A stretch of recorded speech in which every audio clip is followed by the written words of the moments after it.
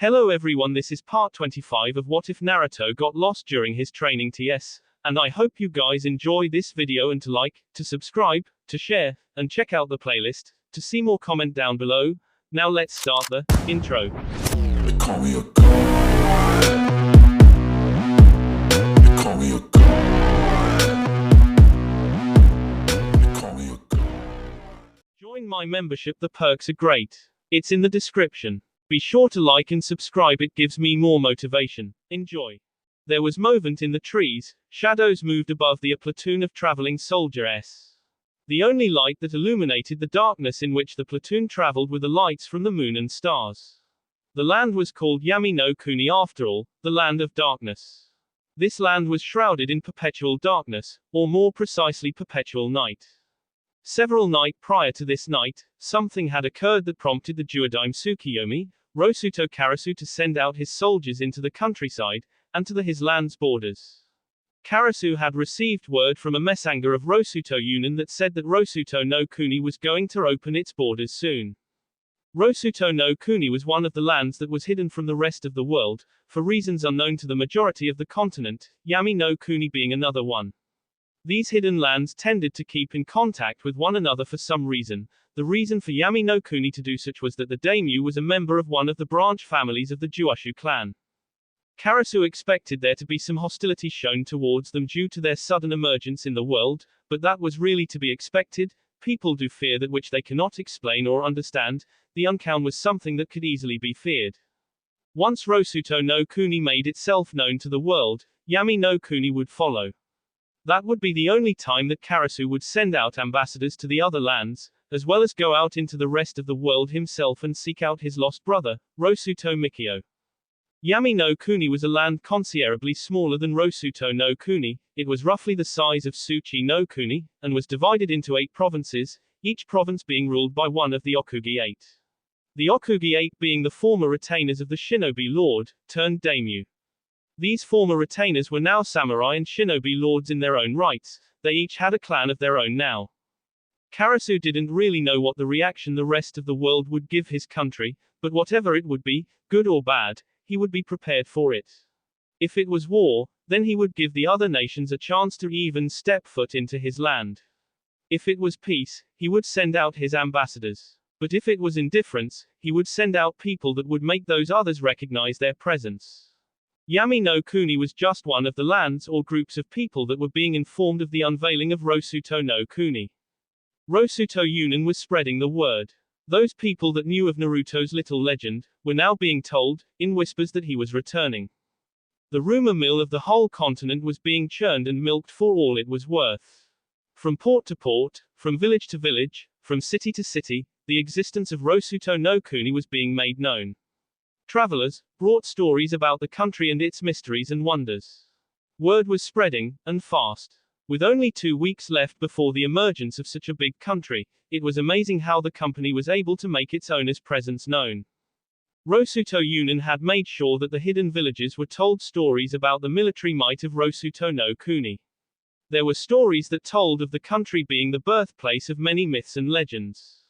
Rokudo no Sennin was a man born 2,000 years before the birth of Rosuto no Kuni, but the stories told of a man or being that rivaled the famed Sennin, someone who held more powers than the founder of the shinobi world as it was known today.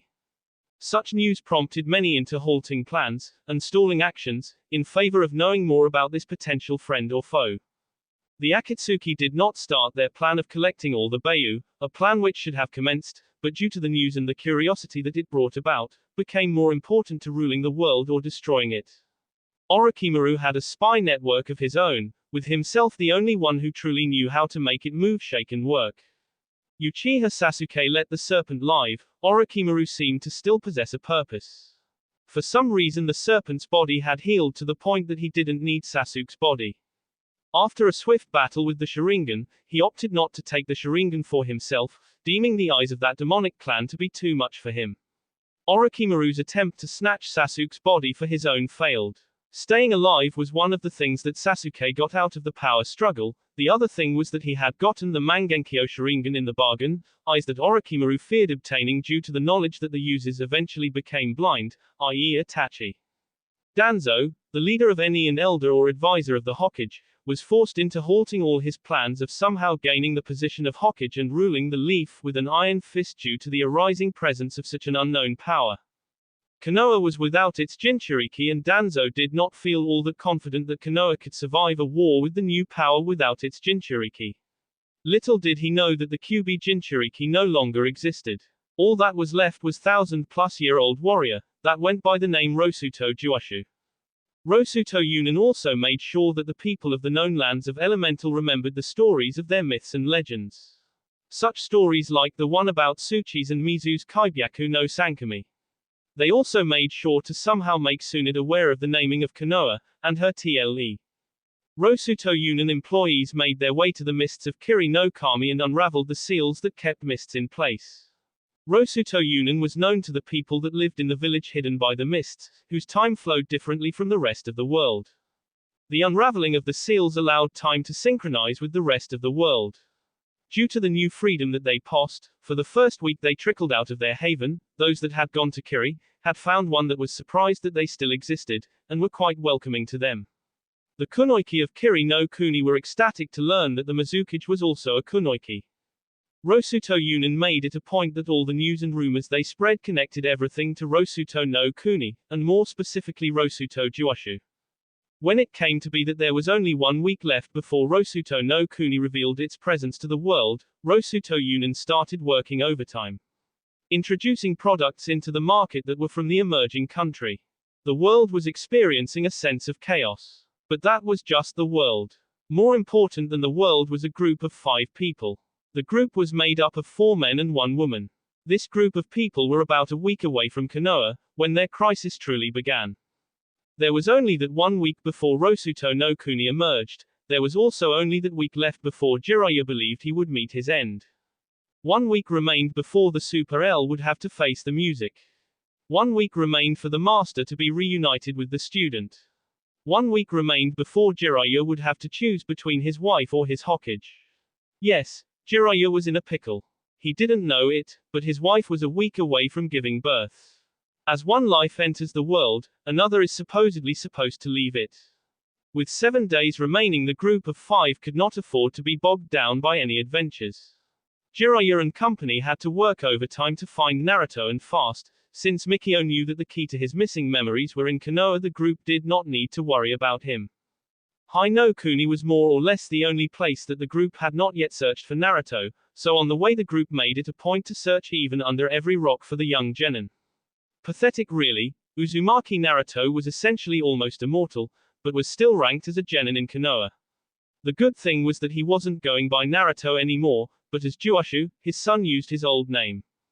Whenever the group encountered a group of things that tried to eat them, attack them, K them, maim them, transport them, the group did everything in their power to make short work of these adventures.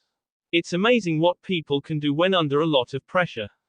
When the Dragon King made another appearance and tried to pester Ikkaku, he was greeted not by a hello or a go away, but by a spell that paralyzed his from snout to tail and imprisoned him and his entire family in some underwater cave in the sea surrounding Yuki no Kuni. It took the Shiki Fukujin 7 days to remove the spell holding the dragons. When Inari made his appearance and tried to cause a little chaos, he was greeted by a boot to the head courtesy of Jiraiya, who had entered Sage mode and had powered up his arm with nature chakra and thrown a boot that appeared from out of nowhere at the Kami. The result was that Inari was just struck dumb that he had been hit by a boot to the head, and just left like that. He wore the boot like a hat for the rest of the week, contemplating how the hell that had happened. Mikio wasn't bothered by anything at all, except maybe the seemingly random popcorns that were pelted at his head from out of nowhere. Chang'e did not experience any hardship. The only hardship that she experienced was that without any prior training she was delegated to being the one to prepare all their meals while they were on the move. Rabbits would appear before her by the score, and they would also commit seppuku in front of her so that she may make use of them. It was sick, strange, and convenient all at the same time. A hare on the moon used some form of kagutsu no jutsu to make his lucky cousins on Earth do as they did. Unlike the rest of the group, Haru was plagued by the most problems, these problems being brought about by his affiliation with Rosuto no Kuni. One moment he was searching for Naruto, the next he was with his wife helping in the preparation for Rosuto no Kuni to emerge into the world. The group worked tirelessly into the night. The only one that got enough sleep was the woman of the group. The men pushed themselves to their limits in the search for Jiraiya's salvation. With 3 days remaining, while searching for his student near a calmly flowing river, the Gama Sennin was struck dumb by a vision of beauty maid F that was bathing not far from his position. He decided not to make his presence known, since such a sight was a rarity, and he was experiencing some slight withdrawal from not seeing his wife for so long. If only he had remembered to bring his notebook with him, he would have a new book published, printed, and sold by the end of the day. But perhaps not having his notebook on him was the thing that saved him from his potentially early grave.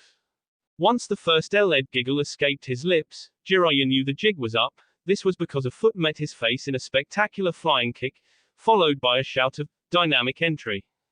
Jiraiya expected to see a green jumpsuit wearing Meito Guy or Rock Lee, but what or who he saw entirely different.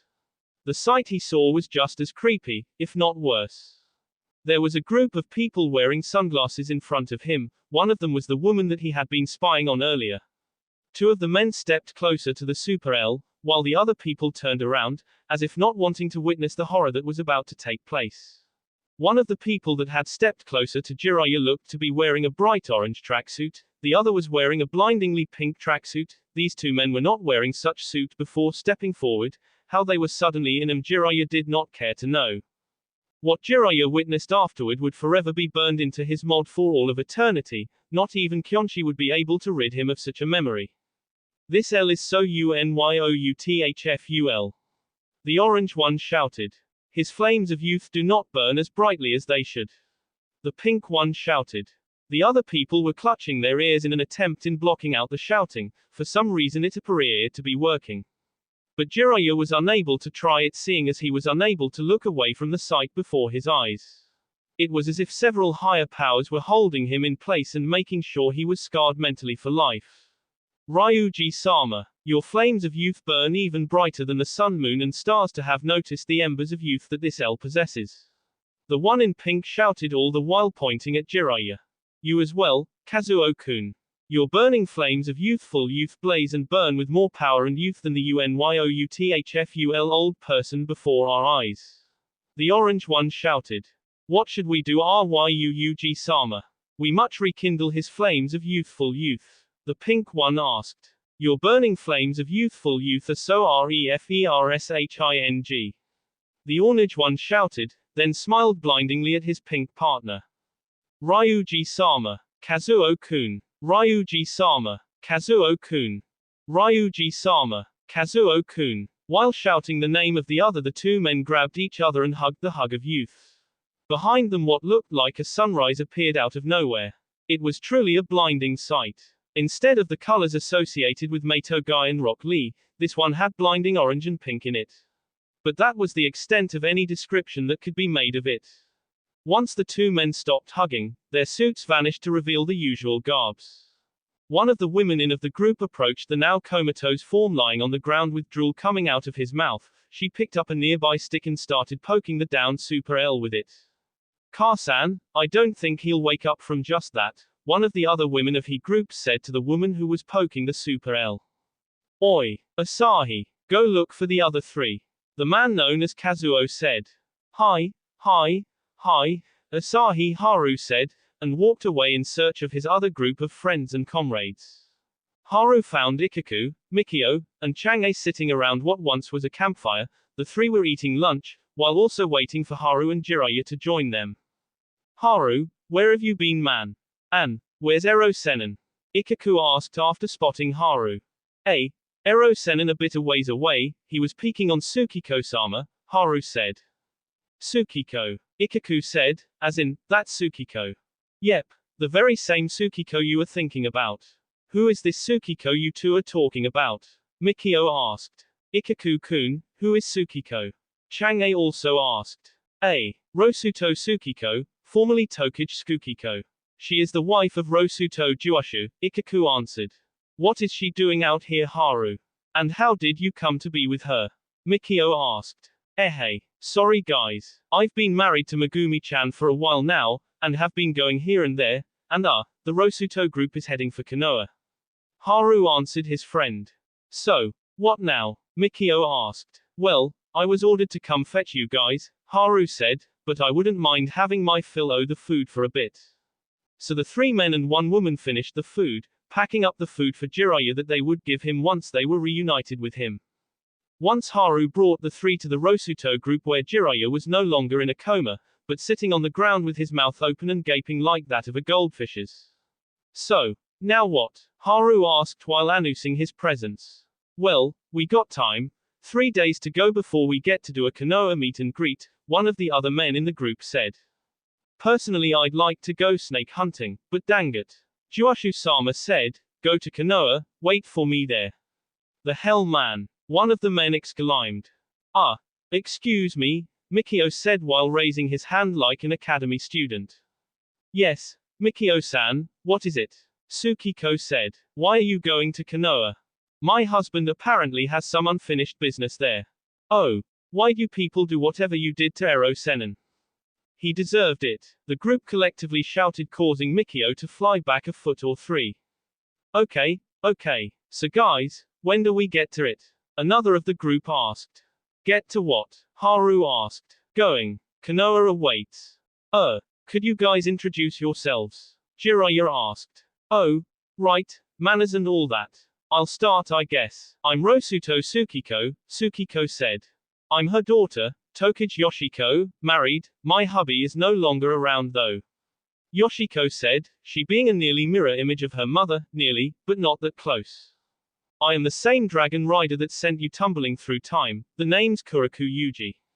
My descendant is married to Haru, I am Shokan Yahiko, and I must say, your spy network was ours to infiltrate. Gimen Ryu, I wanna see how good your Hokage really is in the field of medicine. You already know me, Jiraiya-san, I'm Gimen Kazuo, head of the Gimen clan. Jiraiya-kun, I hope you didn't forget me, I'm Asahi Megumi, still the head of Hishokan clan. You're the one whose closet we got stuck in. Jiraiya shouted in realization. Yep, I'm next. I am Genri Tamatsu, I'll say this, those Nara aren't as troublesome as many believe them to be.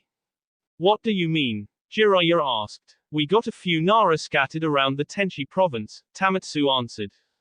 The name's Mushitoru, and don't you forget it. My sister is the girl that looks like me. Yo, I'm Amiko. I'm Toru's sis in case ya didn't know. That dude over there, she pointed at one of the still unintroduced men, is the love of my life, haha.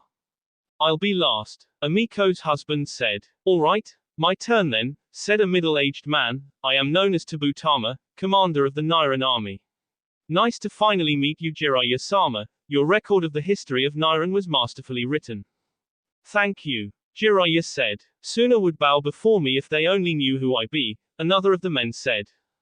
Who are you? Mikio asked. I'm glad you asked Mikio-san, I am Hayakum Sunio, an artist as well as a Kagutsu master. I am the first student of Chikamatsu Monzaemon. No S. Jiraiya and Mikio shouted at exactly the same time. Yep, and proud of it. Sunio then struck a pose, and smiled with a blinding smile. To sum up who have introduced themselves so far, we have Tsukiko, Yoshiko, Yahiko, Megumi, Kazuo, Ryu, Tamatsu, Yuji, Toru, Amiko, Tama, and Sunio, said a young man who looked to still be in his early 20s, then I shall add myself to the list. I am Nufu Kira, don't be fooled by my looks, I am older than this. My turn I guess, a beautiful black-haired girl said, I am Achida Nariko, daughter of Rosuto Juashu, wife of Ashida Mori. Lastly, I am Rosuto Naruto, husband of Amiko, son of Rosuto Juashu.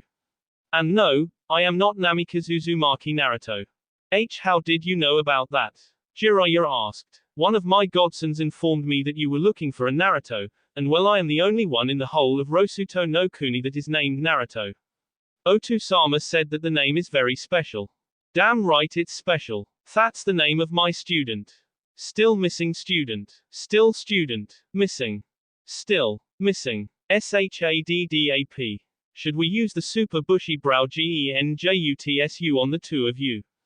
Nariko asked. No. Anything but that. Both men shouted at the exact same time. Good. Now let's get a move on. Don't want to be late now do we? Nariko rhetorically asked. And they call me sadistic, Naruto mumbled. The combined group then made their way to Konoha, all of them with different purposes and reasons for going. Somewhere else on the continent there was one man sitting on top of a very high wall. He was just sitting there watching the horizon waiting for time for his departure. Rosuto Juashu was sitting on the wall that surrounded his country. He was watching the rest of the world via chakra pumped in his eyes to give him a sharper vision as well as the ability to see farther than normal. He was watching the rest of the world while eating popcorn. He was also busy psyching himself up for his nearing encounter with his past and present. It would be quite fun, he supposed. He had done so much in his long life. But there was still so much more things to do. One of them was getting Sasuke to go back to Konoha. Promises had to be kept after all. He didn't need to become Hokage anymore, he had already achieved his dream after all, and then some. Sitting on his wall he waited for the last second before he would jump off the wall and move to Konoha. There were a bunch of people with him on the wall, most of them being soldiers. Not that anyone would be dumb enough to attack Rosuto no Kuni and its seemingly impossibly high wall. Nearly 3 days ago his generals, wife, and 2 of his children had met up with his other sensei's group. Today was the day that Rosuto Juashu would return to Konoha, not as the Naruto that Konoha knew, but as Rosuto Juashu. 3, 2, 1. Juashu counted the seconds down, and before he even said the word 0 he jumped off the wall. The people around and near him immediately moved to the wall just to see their beloved leader vanish into the wind. That will be all for this video. Be sure to like, subscribe, share, and comment down below for more videos. Goodbye.